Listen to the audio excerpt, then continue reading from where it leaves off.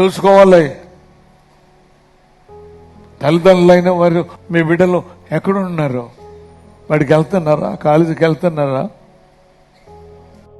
Cell ఫోన్లతోనే గడుపుతున్నారా? ఫ్రెండ్స్తో గడుపుతున్నారా?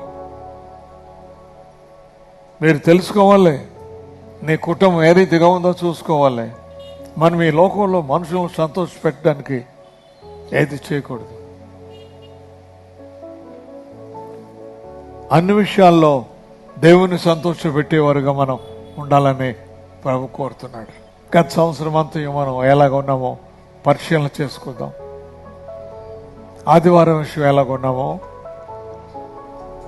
దేవుని వాక్యం చదివే విషయంలో ఎలాగున్నామో,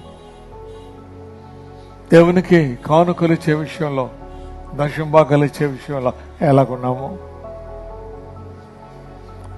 పరీక్షించుకుందాం, పరిశీలించుకుందాం.